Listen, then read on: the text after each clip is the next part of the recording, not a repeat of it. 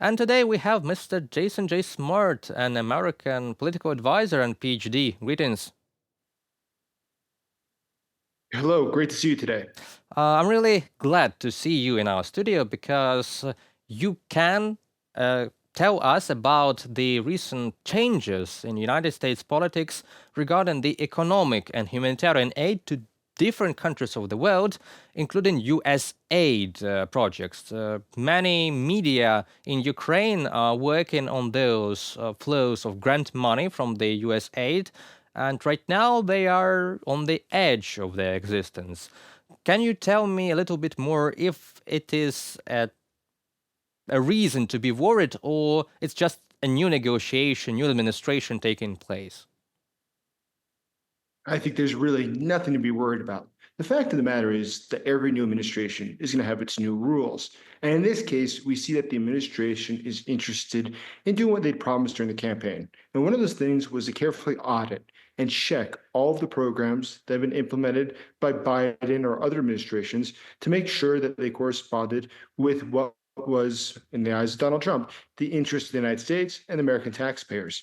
So, what does it mean in real terms? I think that we'll probably see in the coming weeks that there'll be a lot of different things that they find that they don't agree with, whether it was just money that was mal spent or was not necessary or did very little to really help.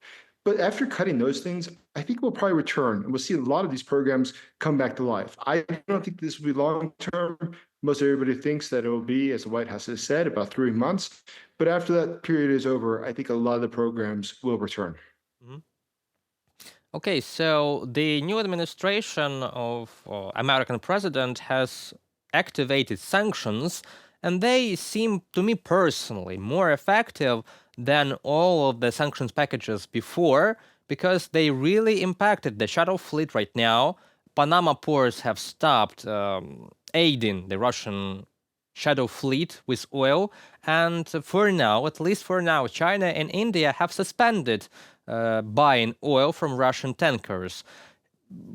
Can you say me about this sanctions policy of the new administration, and will it bear fruit in real life? Absolutely the case. And what we see that's sort of interesting is that a lot of these countries, I believe, really understand that Donald Trump will follow through with what he has said, which is if you go against the will of the United States, he'll hold you accountable for that. And it's not just India that we've seen recently and other countries that will probably no longer be buying Russian oil. Look at the impact that he has had, for instance, in Latin America, when some countries, namely Colombia, refused to take back illegal immigrants who he's seeking to deport. He immediately announced that he would put a 25% tariff on all goods coming from Colombia. Within minutes, the president of Colombia then changed his opinion and allowed the migrants to be deported back to Colombia. I think this is sort of the tough power that we should expect to see from the Trump administration for the next 4 years. The use of force in order to coerce those who decide to go against the will of the US. It is an interesting emphasizement from you because powers through strength was a pre-election promise of the Donald Trump administration. Not only him, but all of the people who made the cabinet with him. And it is curious that this policy might not only fear of the enemies of the rules-based order of the United States and the United States interests, and as well as Ukrainian interests, because Russia is waging a war against Ukraine, and it is in the American interest that Ukraine survives this war. But also, I see a pattern that this stimulates other United States and Ukrainian allies that are caught like just in between. European countries like France, like Denmark, with all this Greenland, the Greenland collision right now, and the discussion. And do you see this as a positive shift in the European, let's say not defense policies, but the European defense pattern? Well, listen, Europe for a long time has needed to do more than simply rely on the United States for its security. It's very clear that Europe has both the capacity and the need to change its strategy. Now, it's been very convenient for decades to be able to rely on the US to be the leader on this, But as time goes on, we see that's simply not a tenable solution. So as Europe goes ahead, I think this will be profoundly positive for them to be able to develop their own infrastructure and their own capacity to be able to fend off foreign threats. And of course, we talk most often about Russia. There's a very important angle here as well. The US, going back to about the Obama administration, has put a higher emphasis on Asia, specifically China, of course, as being a long-term threat in the United States. The Europeans are much better positioned to deal with Russia than the United States, which is further away, but is much closer to Asia and to China than are the Europeans. So, in this sort of a strategy, it's mutually beneficial to both sides, the Europeans and the Americans, because they can both leverage the strength of their location to be able to counter the threats that we will face in the coming decades.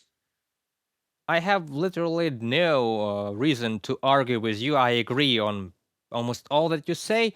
And I must remark that we have still some leaders in European countries that are extremely friendly to Russia, namely Robert Fico and Viktor Orban, the prime ministers of Slovakia and Hungary.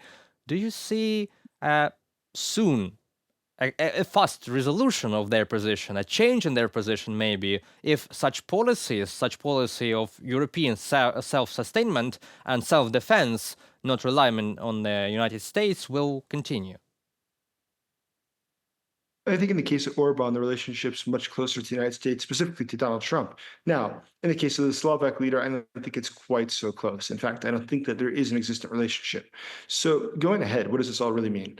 I think that we're going to see that Donald Trump will support many of the things that people like Orban want for the domestic audiences. For instance, if we're talking about things such as pushing off some of the European Union's rules and regulations about schooling or about personal affairs, I can see him supporting that because he doesn't support a large government.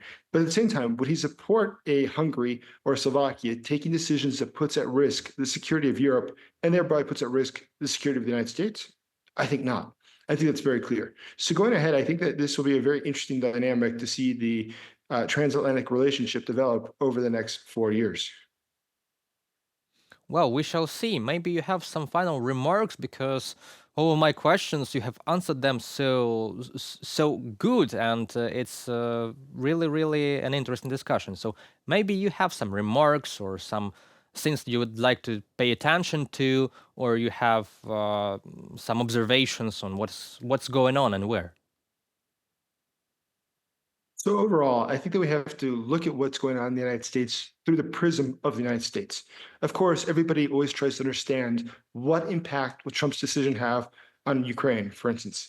But really, it's very limited because we're not starting the equation correctly. If we want to really get to the bottom of it, understand what's going on domestically in the United States. So domestically in the United States, the population has said that they're very upset with the current situation of our country. They're upset the way that they live. They feel that economically they're disadvantaged. They're just generally very unhappy. And they feel that the government was badly managed for many, many years now. So their hope is that Donald Trump will realign the country with the interests of the American people. So what's that mean for Ukraine? What does it mean for other countries? It means that it's very important to understand what's going on in America and to there phrase the debate or frame the debate in a way that argues that what is going on, for instance, supporting Ukraine, is something that actually directly helps the American people. It has to be looked at as not what Ukraine deserves or should have, but this is something that is being done and it will help the American people to help Ukraine. Because if it's through that framework, it is something that will get support in the United States. But it's looked at just as an extraordinary gift being given away by the American people, it won't survive in this new environment. So it's important to understand the framework in which we're working today.